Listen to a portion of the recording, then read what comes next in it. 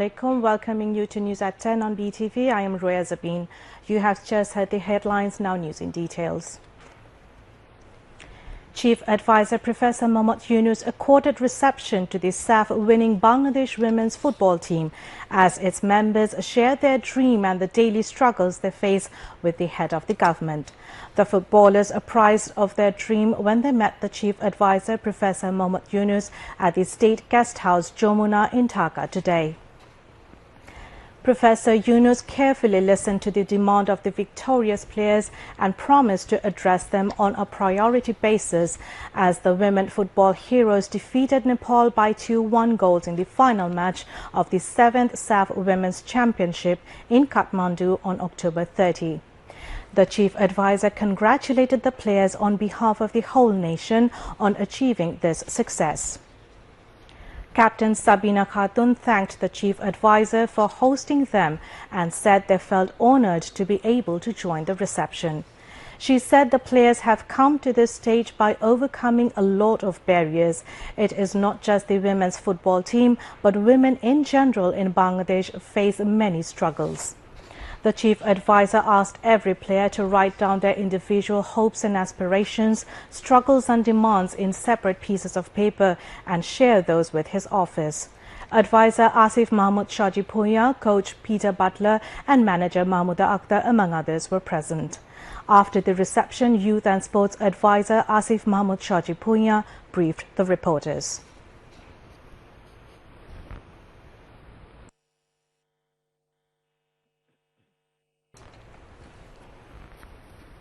Sir আজকে খুব ধৈর্য সহকারে নারী ফুটবল দলের প্রত্যেকের কথা শুনেছেন, তাদের বিভিন্ন সমস্যার কথা শুনেছেন এবং সেগুলোর বিষয়ে বিস্তারিত লিখিত দেওয়ার জন্য তাদেরকে বলেছেন এবং সেগুলোর সমাধানের জন্য স্যার ব্যক্তিগতভাবে এই বিষয়ে ব্যবস্থা নেবেন বলে আশ্বস্ত করেছেন। আবাসন সমস্যা, অনুশীলন, স্যালারি, বেতন কাঠামো সবকিছু নিয়ে কথা হয়েছে। ক্যাম্পটা সারা বছর চলার কারণে ওনাদের এই সাফল্যটা সম্ভব হয়েছে এবং সেটাকে যাতে সারা বছর রানিং রাখা যায় এই বিষয়ে ওনারা একটা আবদার জানিয়েছেন এবং এছাড়াও আমরা সবগুলো দাবি লিখিতভাবে দিলে যাতে আমরা সহজে সেগুলো অ্যাড্রেস করতে পারি। The interim government has primarily formed a 17-member committee to turn the Ganopabon into a museum in memory of the uprising of students and masses. Information and Broadcasting Advisor Mohammad Nahid Islam said this after visiting Ganopabon today. Chief Advisor's Special Assistant Mahfuz Alam was present.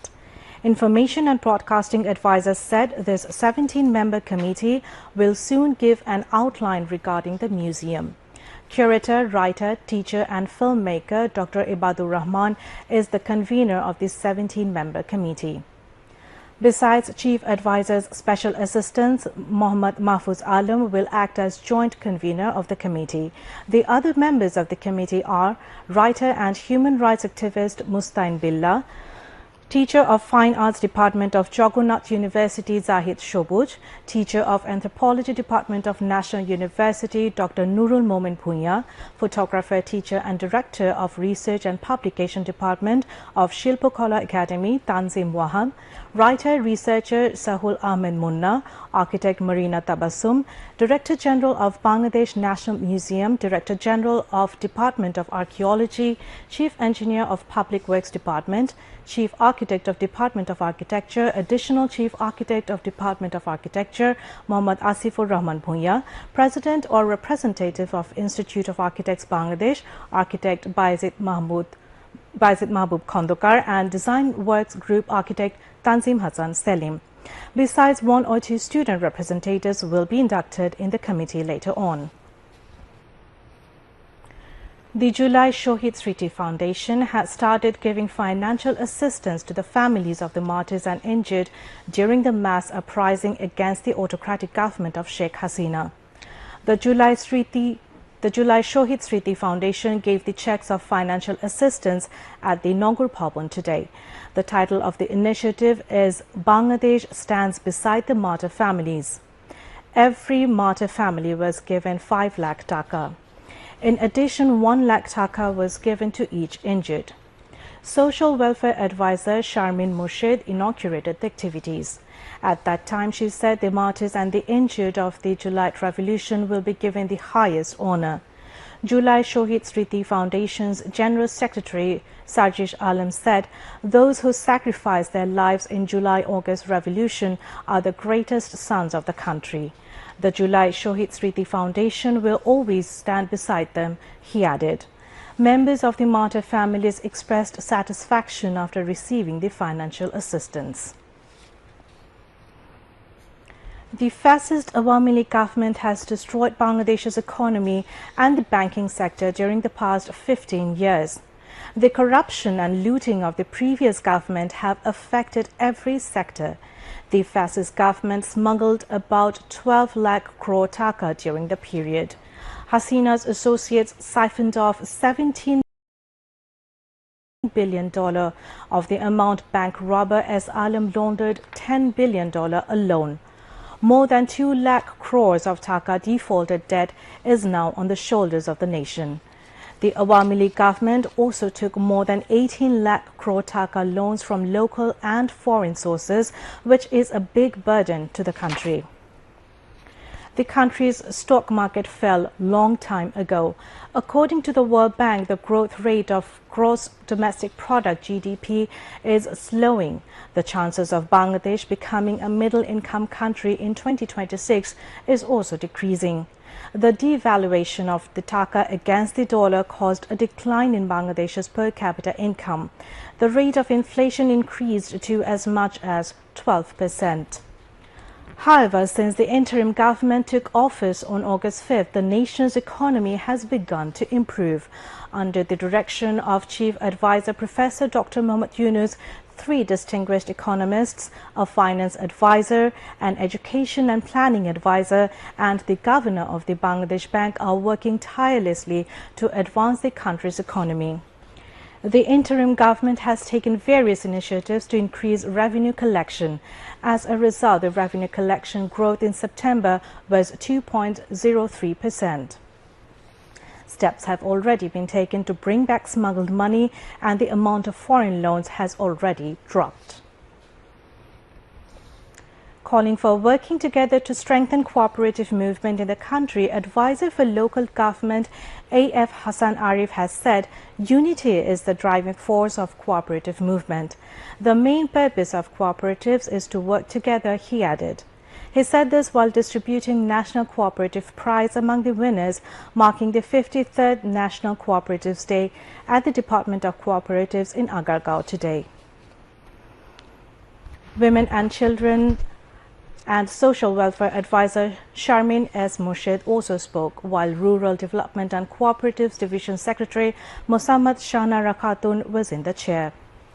7 cooperative societies and 3 persons in different categories were given Cooperatives Award at the function. Energy, Road Transport and Railways Affairs Advisor Mohammad Fazul Kabir Khan has said the interim government has started institutional reform works aimed at preventing corruption and ensuring transparency and accountability in all sectors. He said this while addressing a seminar titled Harmonizing Reform and Sustainable Infrastructure Development for a Prosperous Bangladesh in Dhaka today. The advisor said the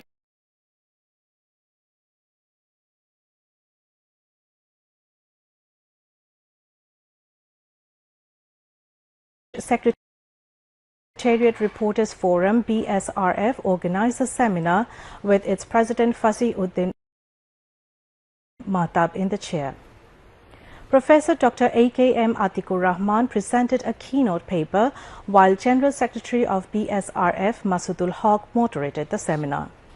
Director General of Bangladesh Railway Shorda Shahadat Ali, CEAB Chief Advisor Ki Chang Lien, coordinators of the Anti-Discrimination Student Movement Umama Fatima and Mahin Shorkar also participated in the discussion. Youth and Sports Advisor Asif Mahmood Shajib Punya said all the training programs of the Department of Youth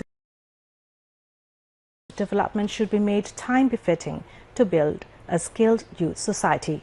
At the same time, special training should be provided to the youth on artificial intelligence to keep pace with the world, he added.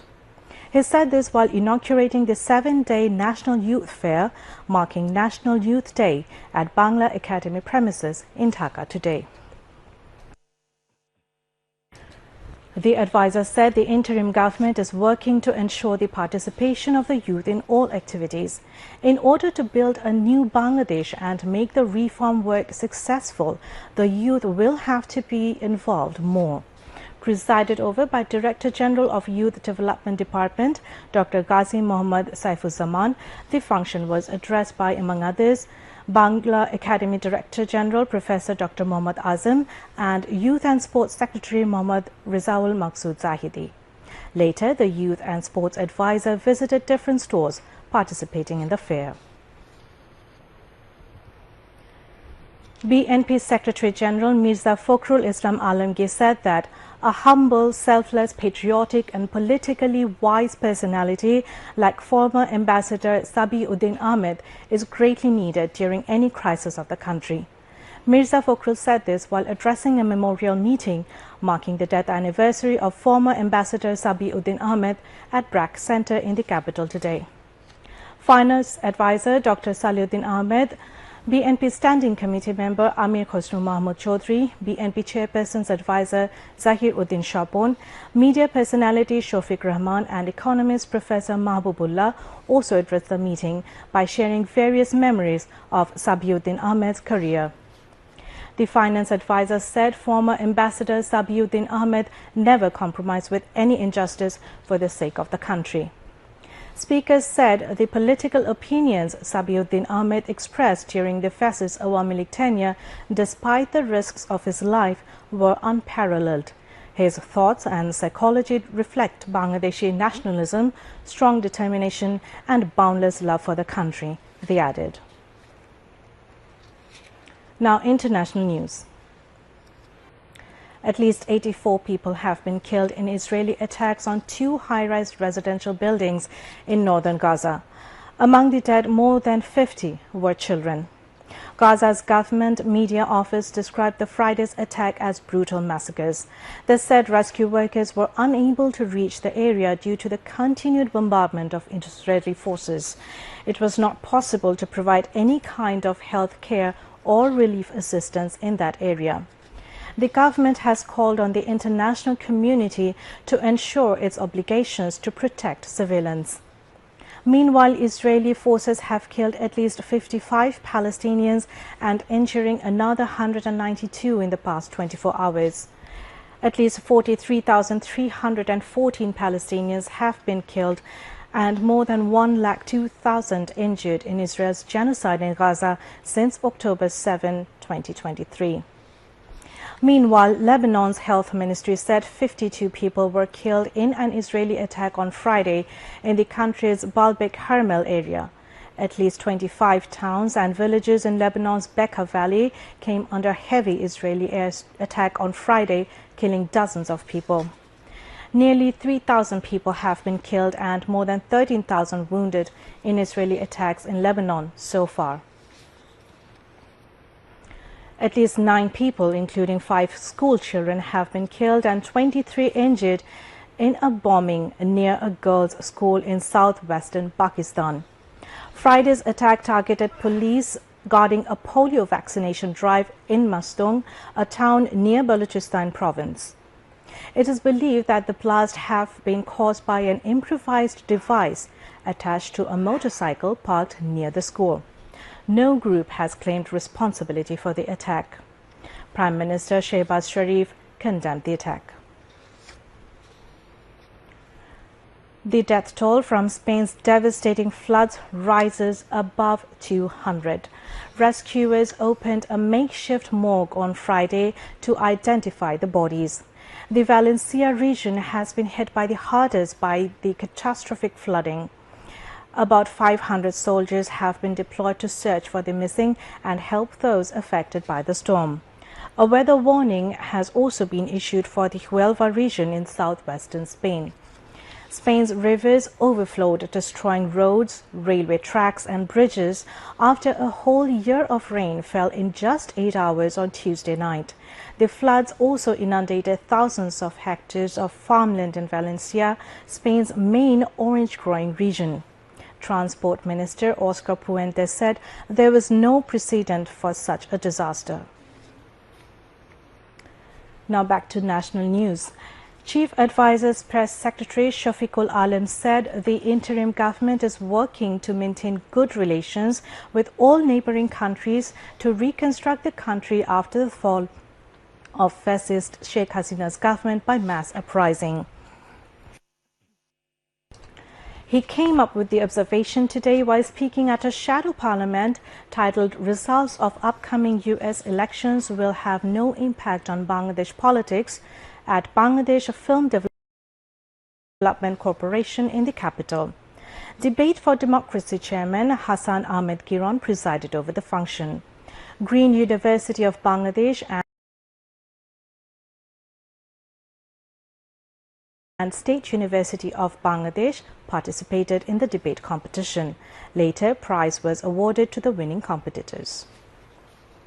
Now some weather updates.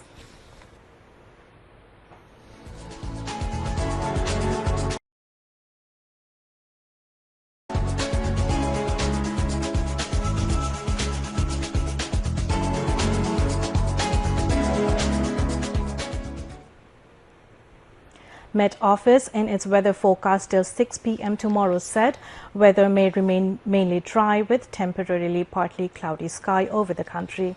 Night temperature may fall slightly and day temperature may remain nearly unchanged over the country, the Met Office said. Now news on sports.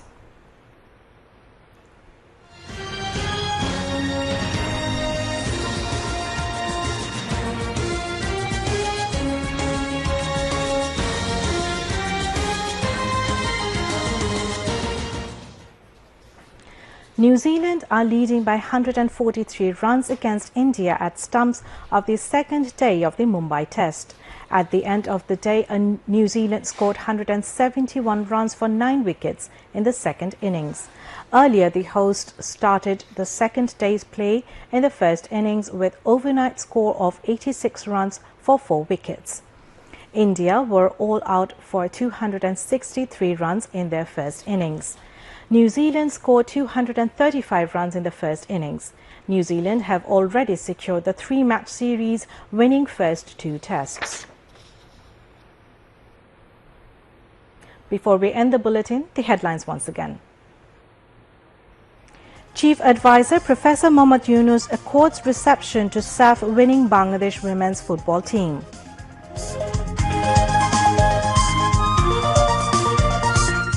Government primarily forms 17-member committee for July Mass Uprising Memorial Museum at Ganobhabon, says Information and Broadcasting Advisor. July Shohid Smriti Foundation begins financial assistance to the family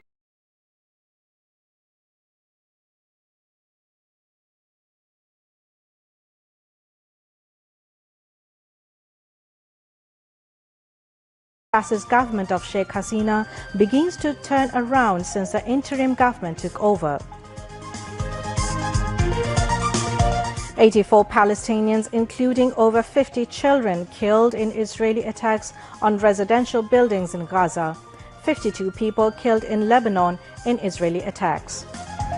And New Zealand leading by 143 runs against India at stumps of Day 2 of Mumbai Test. That's all from the newsroom for the moment. Thank you for staying with us.